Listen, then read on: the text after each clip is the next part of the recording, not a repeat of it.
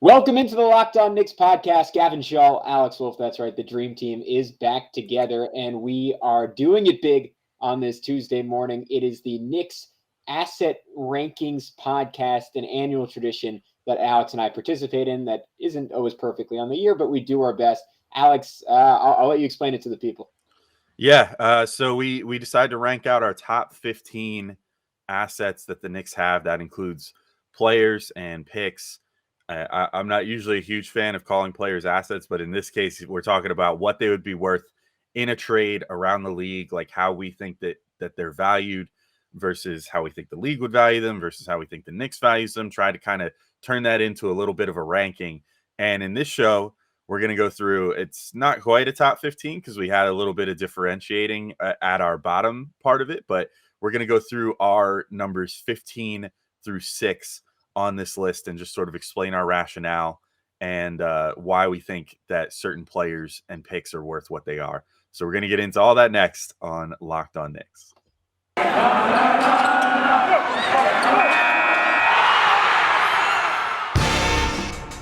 You are Locked On Knicks, your daily New York Knicks podcast, part of the Locked On Podcast Network, your team every day.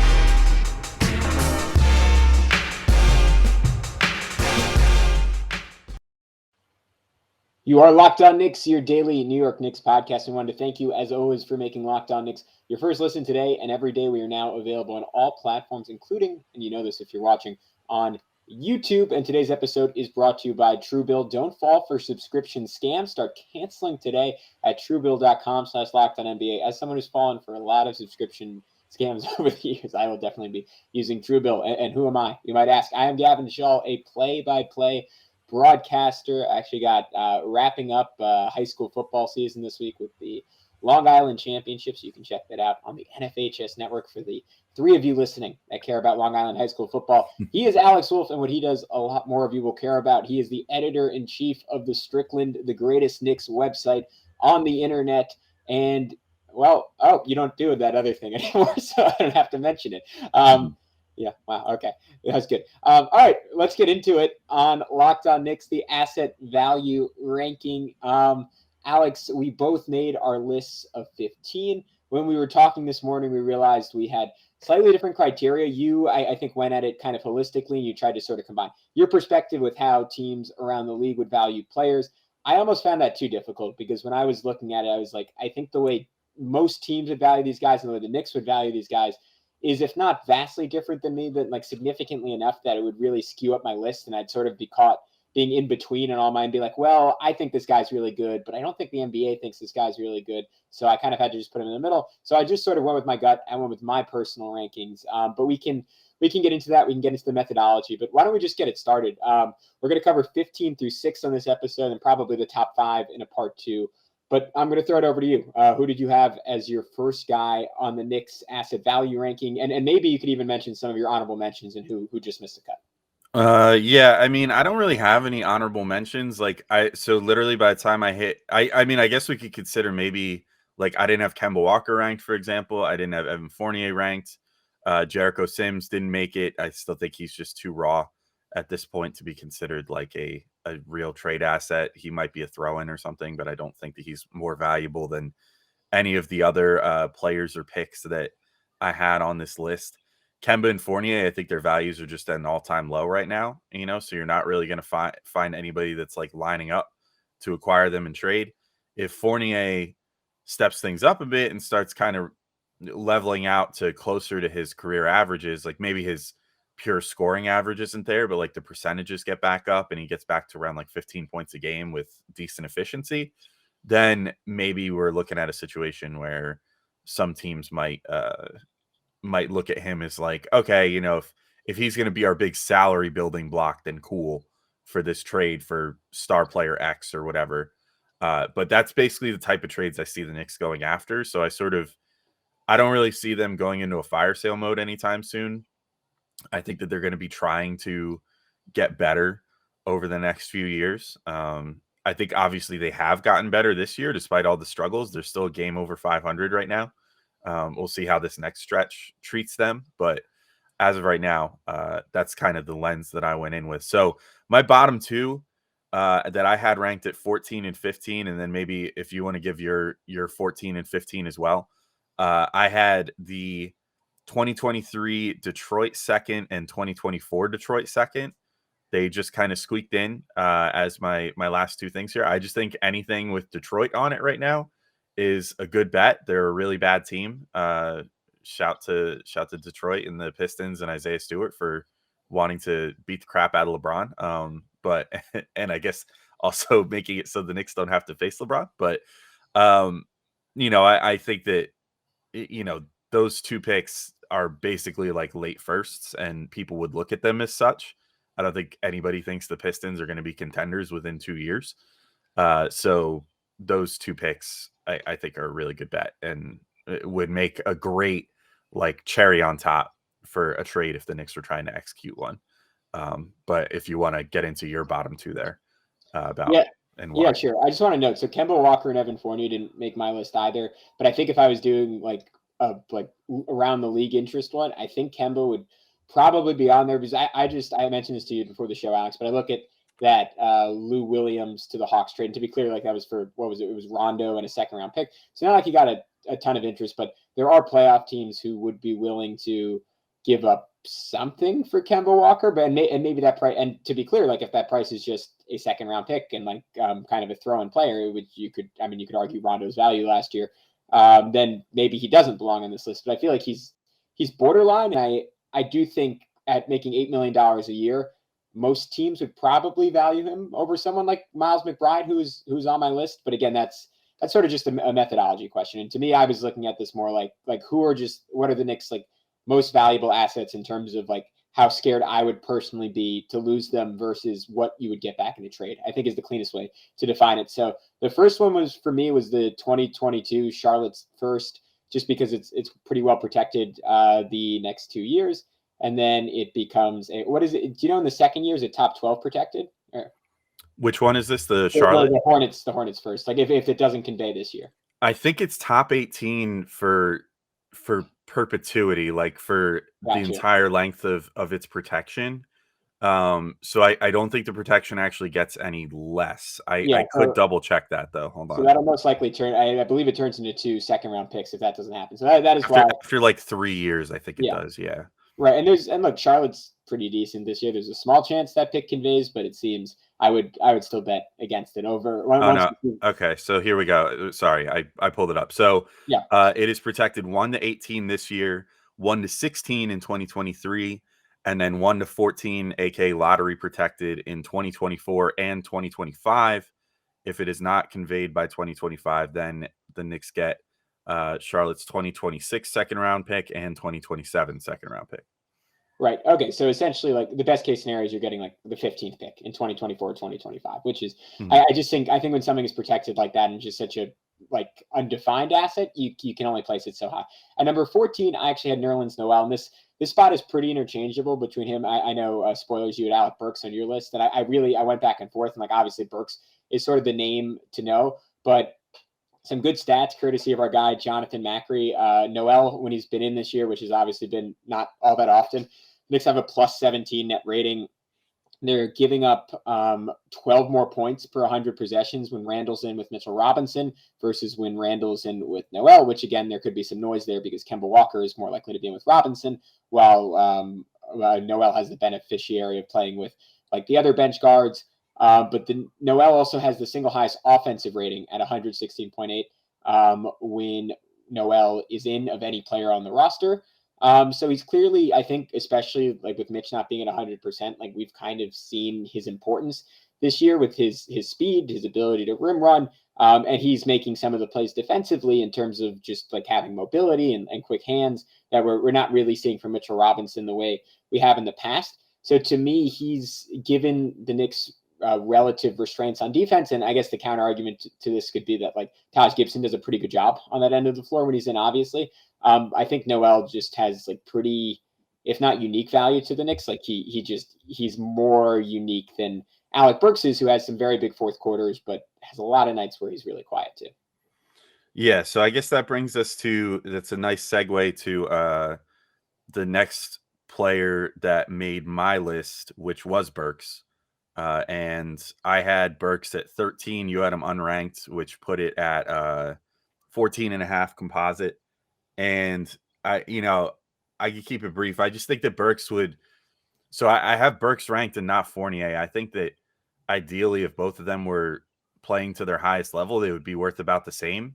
Guys that can score the ball pretty efficiently, guys that can, create for themselves a little bit. Burks has proven himself to be a way better defender than I think we realized this year. I think that there's been a lot of stretches recently. This may be recency bias a bit, where Burks has been the best defender on the floor for the Knicks, individually or team wise.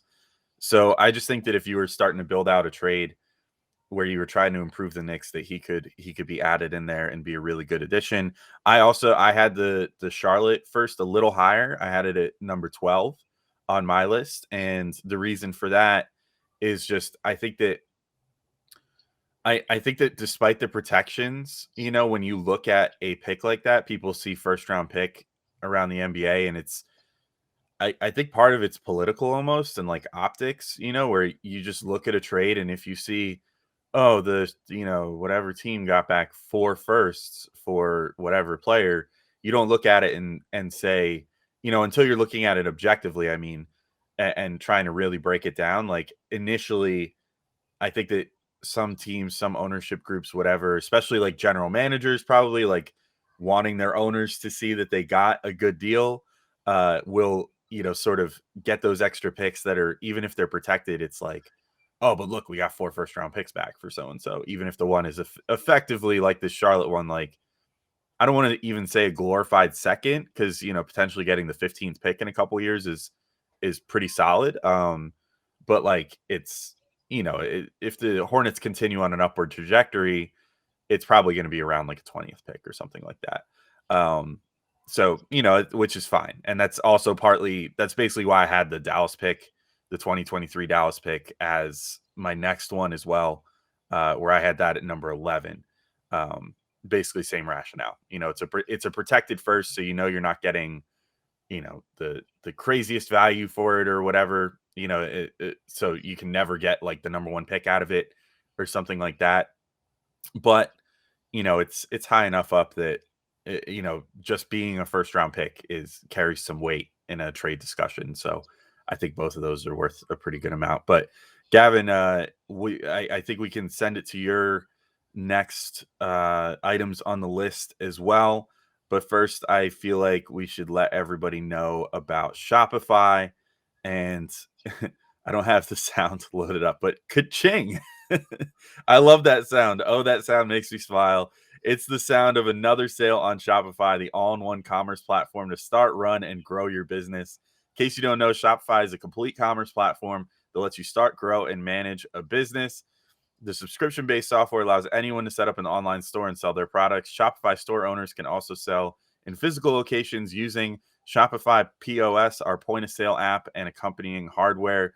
Shopify gives entrepreneurs the resources once reserved for big business, so upstarts, startups, and established businesses alike can sell everywhere, synchronize online and in-person sales, and effortlessly stay informed. Scaling your business is a journey of endless possibility, and Shopify helps make your entrepreneurial dreams come true. I love how Shopify has the tools and resources that make it easy for any business to succeed, from down the street to around the globe. Shopify powers over 1.7 million businesses from first sale to full scale, reaching customers online and across social networks with an ever-growing suite of channel integrations and apps, including Facebook, Instagram, TikTok, Pinterest, and more. It allows you to gain insights as you grow with detailed reporting of conversion rates, profit margins, and beyond. So if you want to check it out, go to shopify.com/lockedonnba, all lowercase, for a free 14-day trial and get full access to Shopify's entire suite of features. Grow your business with Shopify today. Go to shopify.com/lockedonnba right now. Shopify.com/lockedonnba. All right. And so, Gavin, I'll throw it right to you to start this next segment. After I, of course, thank everybody for making us your first listen every day. Thank you for doing so and for supporting us. We're available on all platforms, be it your favorite podcasting platform and now YouTube. We would love if you could drop us a subscribe and some likes on our YouTube channel. But Gavin, I'll toss it to you. What are your roughly 13 through 12, 11 ish ones here before we get into like our top tens. Yeah, sure. So I had the 2023 Dallas pick. You explained it. No need to really add to it. And then Deuce McBride, and then Quentin Grimes, and then I'll open up the top 10. At 10th, I had Derrick Rose. I feel like the rookies are pretty self-explanatory. Like I think probably either one is like it just depends on the teams, like how teams scouted them and how teams scouted them throughout summer league. And like Mcbride, I look at it and I say, like, all right, I mean, you can't really say he's worth a first round pick because literally every team had a chance to take him in the first round and chose not to, unless you think his summer league, which was awesome, where he shot the hell out of the ball and he looked a little bit more cohesive off the dribble, showed off some really good athleticism around the rim, showed at least at that sub NBA level that his defense very much translated. Unless you want to argue that dramatically raised his value, he's clearly not worth the first round pick. But maybe the right team that is really good this year, who liked him enough in the draft, would do that on the right day. Quentin Grimes, just a little bit higher because he went higher in the draft. So I think you can make the case like, you don't know, he might have been worth a first round pick in the eyes of another team. And maybe a little bit more credit goes to him for quote unquote cracking the Knicks rotation, which means having 2 games where he's played like 8 minutes. And that's obviously more of a product of like where the Knicks have depth than I think a specific judgment between him and Mcbride. But just as a tiebreaker, I had Grimes slightly ahead, even though Mcbride was obviously the guy that you and I, if I can speak for you here, like better in summer league. And then Derrick Rose at 10th. This was a weird one, right? Because he's been the Knicks' best player this season. So, but hard guy to rank given his age, obviously his injury history, and I don't really know what his value is around the league. I think it is pretty good. Like I think it's maybe even a little bit better than Marcus Morris's was a couple of years ago, where the Knicks got a first round pick and the Clippers for him, where I think any of the top like 10 to like 12 teams in the league would probably consider trading a first round pick for Derrick Rose. And in that team sense, like I would probably have him just a little bit higher, like certainly ahead of my next guy on the list, which I will save and not spoil. But from a Knicks specific perspective, I think I had to keep him this low just because of where he is on the aging curve relative to the rest of the team. And just that he's like, if the Knicks, like if this young core really breaks through and like RJ makes a leap and IQ makes a leap, or the Knicks get a star, like, I mean, obviously if they get a star next offseason, Rose would still be involved, but I think it's just more likely than not the next time the Knicks win, I want to say a playoff series, but maybe I should say 2 playoff series to be safe, that Rose will either not be on the roster or will not be as good as he currently is. So that was sort of my rationale. But it's a weird thing to rank because, again, he's probably the next best player right now. Yeah, so I I think with Rose, I didn't have him ranked, mostly just I have a hard time imagining the Knicks ever parting with him. So that was sort of my, and this is like, it's interesting to see like how we both approach this too, because we sort of set out criteria where it's like, this is like sort of supposed to be a mix of like our opinion and like the Knicks and the league, but it's so hard to like really find like a round number that works for that. So Yeah. I agree with you. I think around the league, he would definitely fetch like a first round pick. I mean, which quite frankly would be a great value play for the Knicks because, they only paid Dennis Smith Jr. and a second round pick for him just a year ago. And it was Charlotte's second, which wound up being like, I think the 40th pick or something like that. So, I mean, the fact that you could probably get even from like a fringe contender, you could probably get a first round pick for Derrick Rose this year because he's playing that good, but I think based off how the Knicks value him, I don't think he's going anywhere because I just think that he is maybe one of the safest players on this whole roster as far as not being traded. I just think that Tibbs loves him too much. Like that's like Tibbs' security blanket, always has been, always will be. Like as long as Derrick Rose is in the league, I feel like he's going to be on a Tibbs coach team at this point. And I think that the Knicks in general realize like if they want to get where they want to get in the next couple of years, Rose is going to have to be on the team because of how well he's playing. And they just would not trade him. So that was kind of my rationale for not ranking him. Yeah, I'm curious. Doesn't that mean you should have him like really high on the list that they wouldn't trade him, or you just think he's almost in a separate category because he wouldn't be part of like a package for like a big play? That's pretty much it. So when I was building this list out, I was sort of viewing it as like if the Knicks were building a trade package today for I don't know who. Like, let's say they were going McDaniel, after, someone. Yeah. yeah, like Lillard or something like that. You know what I mean? Like, how would they build that trade package out? And I just don't think the Rose would be included. And I also don't think that a team like if Portland decides to trade Dame, for example, they're not going to be thinking, oh, let's get back some good vets. They're going to be thinking, we want to stack up as much young talent and picks as possible, because if we're jumping headfirst into a rebuild, then that's what we're going to do. Granted, of course, I don't know how likely anything is to go on with Portland right now. What a weird and messy situation going on there right now, where their GM is literally being investigated in the midst of the season. So I don't think a Dame trade is coming particularly soon, unless they just decide to oust Olshey and just go a different direction. But maybe that's coming sooner than later. But at any rate, yeah. So I didn't have Rose ranked for that reason. My next one, getting into my top 10, and I'll just give away my 10 through 8 here real quick, and also throw another caveat out there, which maybe this one was a mistake. I didn't have the 2025 first ranked, and then I had the 2024 through 2022 first for the Knicks ranked as 10, 9, and 8 on my scale. I think that's probably undervaluing 2025. I probably should have put that next, like put that as my number 11 and just bumped everything down a spot, which would have meant kicking that 2024 Detroit second out of there. But basically my views on first round picks is particularly for the Knicks, where like if they're making this trade, they're hopefully trying to make the team better with higher aspirations, is that I think that the young players and some of the other players on the team would have higher value than those firsts, because those firsts would essentially just be viewed as like especially even like 2022, like what's the worst case scenario for the Knicks this year? I think it's probably around 500, and still at least making the play-in games and whatever, and probably at best you're talking about like even if things go completely off the rails, you're talking about maybe at best like the 14th 13th something pick. I just don't know if that would carry more value than what we've seen so far out of like Grimes and McBride, which, to your point, yes, a lot of teams passed on Grimes, and the Knicks arguably reached on him at pick 25, although there was reports that he was not going to make it too much further than that. McBride, early in the second round, but a lot of people had first round grades on him, so it seemed kind of peculiar that he got to where he did to the Knicks. So maybe I'm overvaluing them just a bit.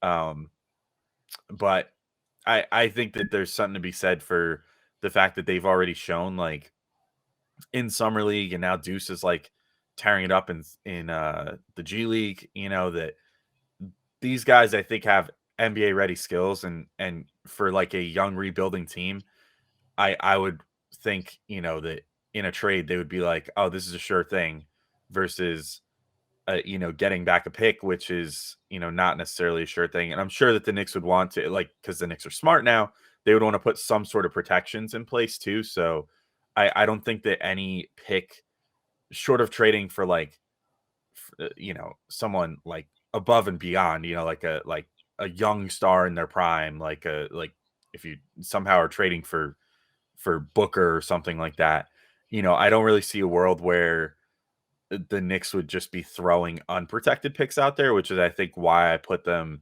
where I did, because I just think that they would be putting the same sort of protections that they got from other teams on their picks. So like maybe not necessarily as stringent as the Charlotte pick, but they would probably be looking to do something similar to what like Dallas did, which would be like top 10 protected for a few years and then conveys as 2 seconds or something like that.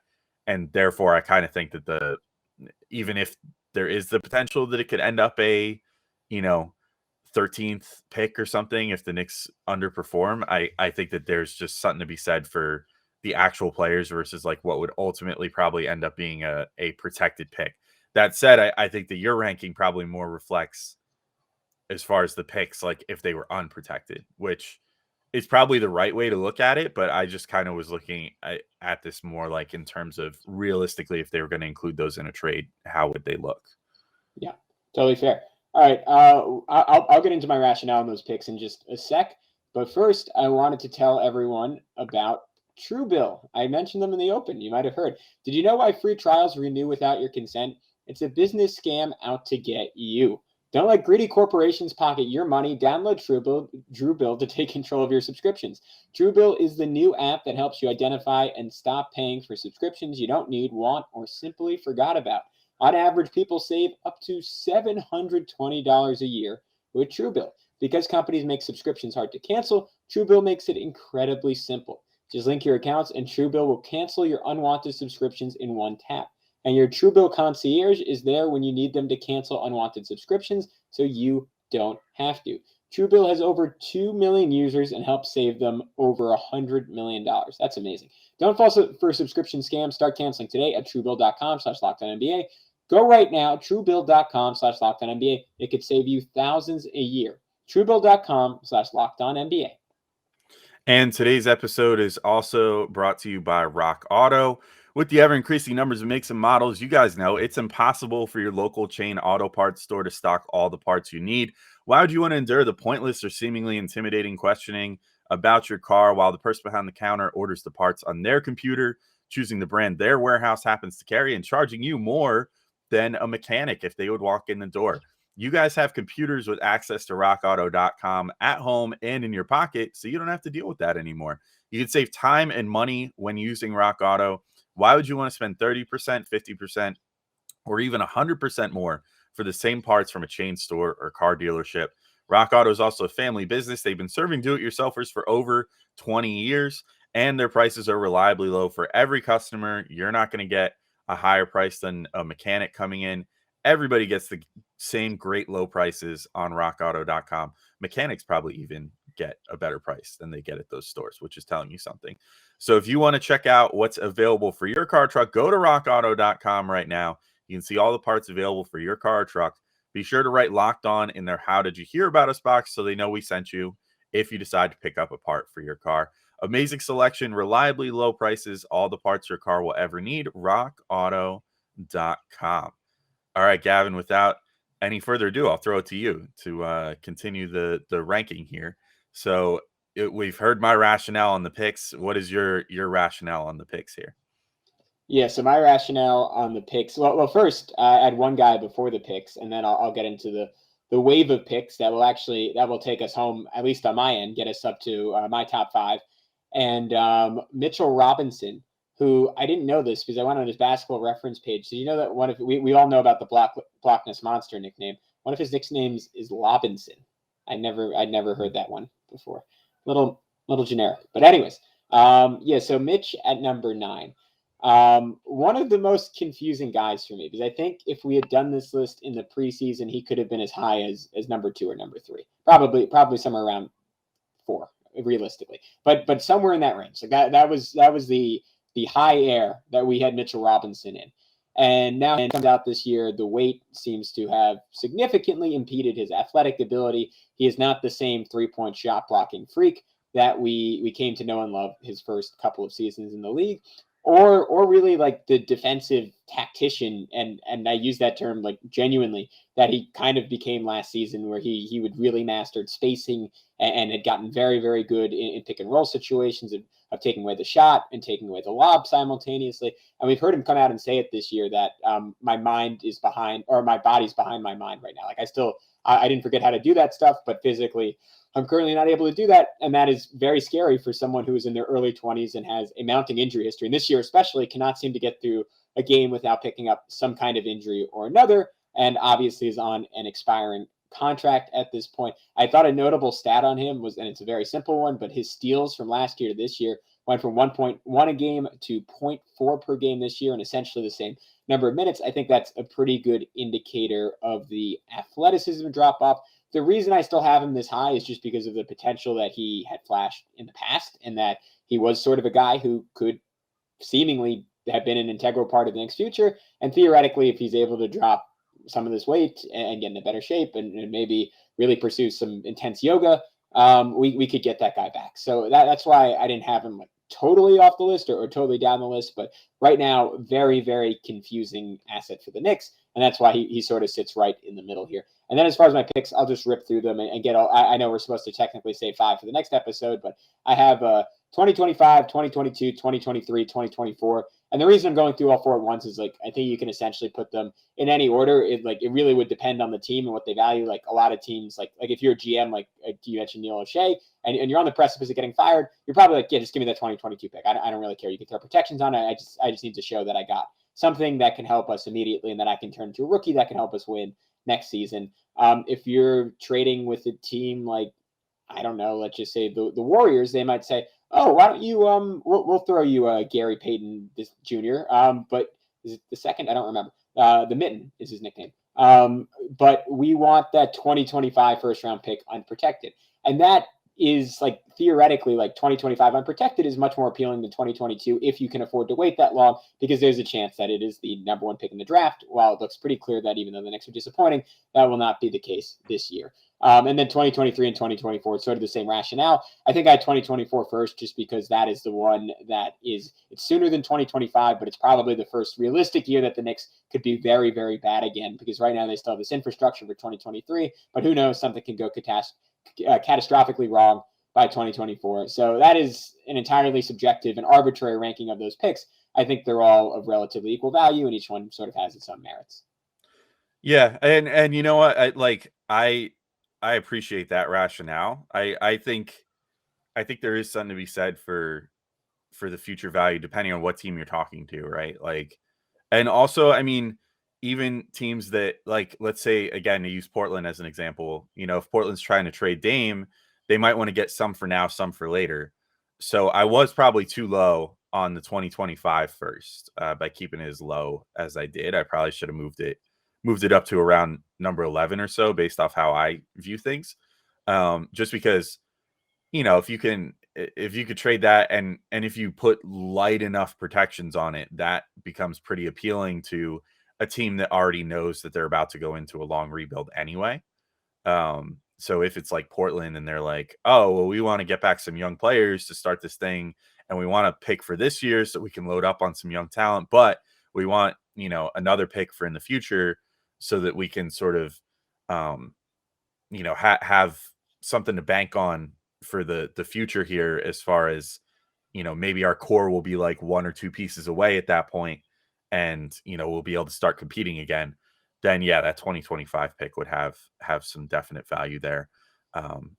But yeah, I had which I think I already kind of spoiled. I had Quentin Grimes and Deuce McBride as my numbers 6 and 7 on this. I think if you're building out a trade package, I think they've shown enough at this point to sort of put themselves in a position where you could say, like, they're worth something to an NBA team that is looking to get into a rebuild, because the skills that they've shown are not necessarily that either of them is going to turn into a superstar or something, but I think that they've both shown that they're probably going to turn into decent role players in the NBA. And a rebuilding team, more so than the Knicks right now, would be able to give them an opportunity to just step right in and start playing, I struggle to call it meaningful basketball, but meaningful for their development basketball. Be able to get minutes right away, whether it's off the bench or even, if you sent Grimes to the right team, he might even start right now with that defensive ability and the 3-point shooting ability that we've already seen. I think he's only had the one game where he got extended run in the NBA so far this year. And that one game, I mean, he had people clamoring for more. There's been a pretty vocal contingent of Knicks fans online now that are like, get Grimes more playing time, find him some playing time. He clearly knows what he's doing on defense in the NBA, and this team struggles with defense at times, and he also could shoot the 3, which he's shown in the NBA already too, albeit in a very limited sample size. So I think teams would value that if you're building out a trade package and want those guys sort of, I won't necessarily say featured. I think that the featured guys in any trade package would be the ones that we have in our top 5, or our consensus top 5, I should say. Although we did have a basically consensus top 4 as well, which is pretty cool too, that we managed to find that. But I think that's gonna have to wait for the next show, because we're already running long enough for our bottom of the barrel stuff. I can only imagine just the top 5 themselves are going to take up a whole episode. So I'll take this time to say thank you for listening to this episode of Locked On Knicks. Again, we're available for free on all your favorite platforms, including now YouTube. If you wouldn't mind dropping us a subscription on YouTube and maybe like a couple videos, that helps us immensely. We're trying to build that out and sort of find our place in YouTube as well as our podcast, bread and butter here. So that's very helpful to us, even if you don't plan on watching the videos that much. But at any rate, thank you for listening to Locked On Knicks. We'll have a couple game recaps coming up for you guys this week, as well as the second part of this episode and some other great episodes too. So keep your ears perked for those, and we'll talk to you guys all soon. Peace out.